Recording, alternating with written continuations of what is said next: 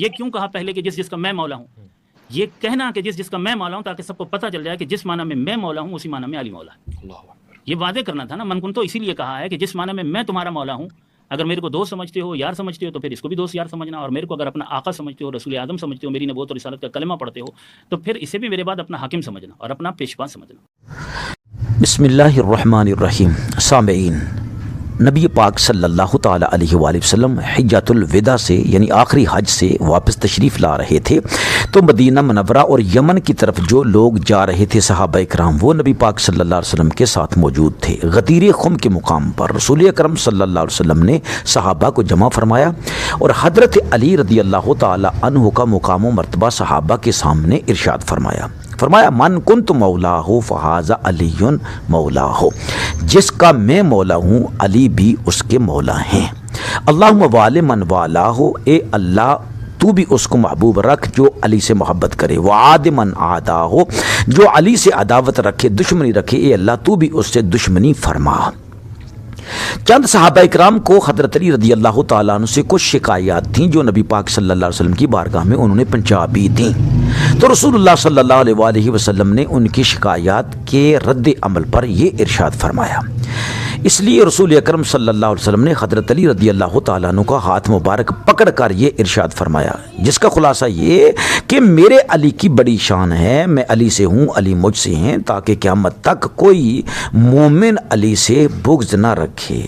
لیکن شیعہ لوگ کہتے ہیں کہ جیسے رسول اکرم صلی اللہ علیہ وسلم تمام انبیاء سے افضل و اعلیٰ ہیں، تمام نبیوں کے حضور اکرم صلی اللہ تعالیٰ علیہ وآلہ وسلم مولا بمعنی آقا ہیں، اسی طرح حضرت علی رضی اللہ تعالیٰ عنہ بھی تمام نبیوں کے آقا ہیں.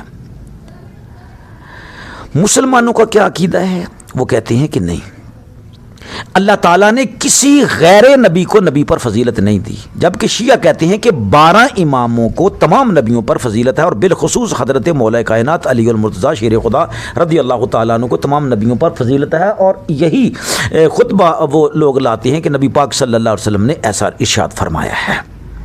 جیسا کہ شیعوں کے یہ موجودہ امام جو ہیں خمینی، وہ بھی اپنی کتاب میں لکھتے ہیں حکومت اسلامیہ، اور صفحہ نمبر 52 پر ان من ضروریات مذہبنا ان لائمتنا مقاما لا یبلغہ ملک مقرب ولا نبی مرسل. ہمارے 12 ائمہ کا اللہ رب العزت کی بارگاہ میں وہ مقام ہے کہ جس مقام کو نہیں چھو سکتے اور وہاں تک نہیں پہنچ سکتے. کون؟ مقرب فرشتے بھی نہیں پہنچ سکتے، نہ کوئی نبی پہنچ سکتا ہے اور نہ کوئی رسول پہنچ سکتا ہے، العیاذ باللہ. اسی لیے یہ حضرت علی رضی اللہ تعالیٰ عنہ کو اور دیگر ائمہ کو انبیاء علیہم السلام سے افضل گردانتے ہیں، جبکہ مسلمانوں کا عقیدہ یہ ہے کہ نہیں، ہرگز ایسا نہیں ہو سکتا. کیوں کہ نص موجود ہے قرآن پاک کے اندر، وَلَقَدْ فَضَّلْنَا بَعْضَ النَّبِيِّينَ عَلَىٰ بَعْضٍ، کہ اللہ تعالیٰ بعض نبیوں پر فضیلت عطا فرماتا ہے. یعنی نبی پر فضیلت ہونے کے لیے نبی کا ہونا ضروری ہے. اسی طرح اللہ تعالیٰ نے ارشاد فرمایا قرآن پاک کے اندر، تلک الرسل فضلنا بعضهم علی بعض، یہ رسول ہیں، ہم نے بعض رسولوں کو بعض رسولوں پر فضیلت عطا فرمائی. تو رسول پر فضیلت اسی کی ہوگی جو خود رسول ہوگا. یہ کیسی منطق ہے، یہ کیسا فلسفہ ہے کہ اگر رسول اللہ صلی اللہ علیہ وآلہ وسلم کے بعد آ کر کوئی نبوت کا دعویٰ کرے وہ کافر ہے، ملعون ہے، سب کا عقیدہ ہے، قرآن نے فرمایا، حدیث نے فرمایا، صحابہ اکرام نے فرمایا. بالکل. تو اگر کوئی یہ کہے کہ کوئی نبی نہیں بلکہ نبیوں کا امام، نبیوں سے بھی افضل، نبیوں کا آقا اور مولا آئے اور آئیں بھی 12، تو وہ کہیں جی ہم مومن ہیں، وہ کیسے مومن ہو سکتی ہیں؟ وہ تو ان ملعونوں سے بھی بڑے ملعون ہیں، ان کافروں سے بھی بڑے کافر ہیں جو کہتے ہیں کہ نبی پاک صلی اللہ علیہ وسلم کے بعد کوئی نبی آ سکتا ہے. تو یہ کہتے ہیں کہ نبیوں کا امام، نبیوں سے افضل، نبیوں کے مولا، نبیوں کے آقا حضرت علی رضی اللہ تعالیٰ عنہ آئیں. تو یہ فرق ہے مسلمانوں میں اور شیعوں میں. دوسری بات یہ کہ جو شیعہ ثابت کرنا چاہتے ہیں اس خطبہ مبارک سے جو غدیر خم کے مقام پر تھا، وہ یہ کہ رسول اکرم صلی اللہ علیہ وسلم نے حضرت علی رضی اللہ تعالیٰ کو تمام صحابہ اکرام کا آقا اور مولا اور امت کا آقا و مولا بنا دیا، امام اور خلیفہ بنا دیا. بعد میں امت نے اس عہد کو توڑ دیا، ابو بکر کو خلیفہ بنایا، پھر عمر کو خلیفہ بنایا، پھر عثمان کو خلیفہ بنایا، پھر حضرت علی کو خلیفہ بنایا. یعنی وہ حضرت ابو بکر صدیق رضی اللہ تعالی عنہ کو پہلے نمبر پر نہیں مانتے، عمر فاروق کو دوسرے نمبر پر نہیں مانتے، حضرت عثمان غنی کو تیسرے نمبر پر نہیں مانتے، اور حضرت علی رضی اللہ تعالی عنہ کو چوتھے نمبر پر نہیں مانتے۔ وہ کہتے ہیں کہ خلیفہ بلا فصل جو ہیں وہ حضرت علی رضی اللہ تعالیٰ عنہ ہے، اور جو تین درمیان والے ہیں نعوذ باللہ من ذالک، ان کے بارے میں تو بڑے بڑے برے لفظ کہتے ہیں کہ وہ غاصب تھے، وہ ڈاکو تھے، نعوذ باللہ من ذالک۔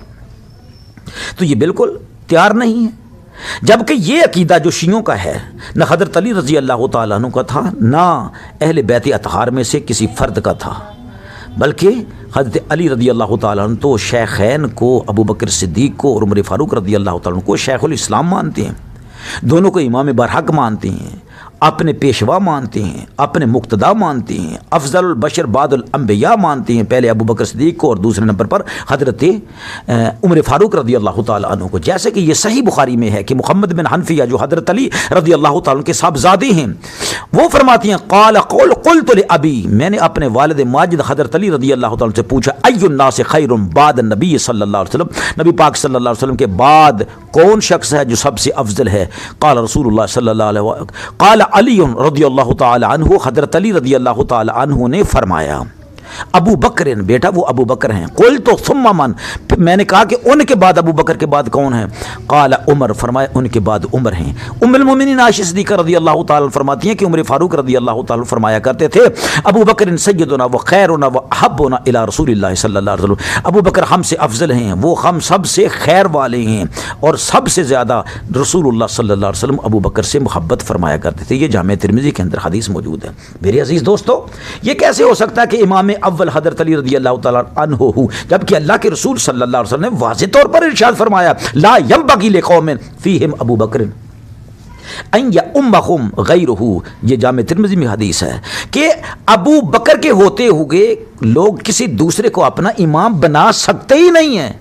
بلکہ ابو داؤد شریف کے اندر دو حدیثیں ہیں، ایک میں یہ کہ حضرت عمر فاروق نماز پڑھانا چاہتے تھے، ایک میں یہ کہ نماز پڑھا چکے تھے۔ نبی پاک صلی اللہ علیہ وسلم اپنے بیماری کے عالم میں سرکار علیہ الصلوۃ والسلام نے سر مبارک اندر فرمایا اور ارشاد فرمایا لا لا لا، نا نا نا، جاؤ جا کر ابن ابی قحافہ کو ڈھونڈو، ابو بکر صدیق رضی اللہ تعالیٰ عنہ آئیں گے تو وہی تمہاری نماز پڑھائیں گے۔ یعنی کہ حضور اکرم صلی اللہ علیہ وسلم نے فرمایا کہ تمہاری نماز ہی قبول ہی نہیں ہے، دوبارہ پھر ابو بکر صدیق رضی اللہ تعالیٰ عنہ آ کر نماز پڑھائیں گے۔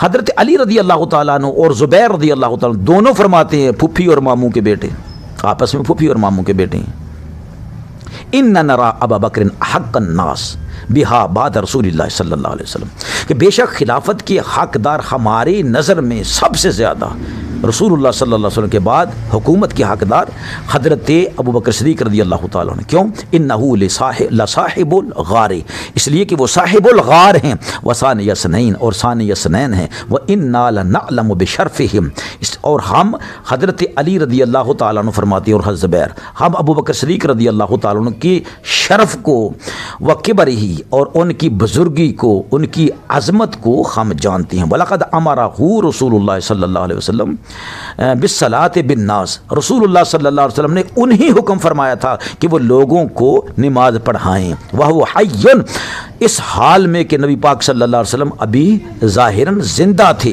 یہ علی رضی اللہ تعالیٰ عنہ بابا ارشاد فرما رہے ہیں۔ اسی طرح صحیح بخاری میں اور حدیث بھی موجود ہے، اور یہ مسلم کے اندر بھی ہے، ان استخلف فقد استخلف من هو خیر منی، لوگوں مجھے کہتے ہو کہ اپنے بعد آپ شہید ہو رہے ہیں حضرت علی، تو اپنے بعد کسی کو اپنا خلیفہ بنا لو۔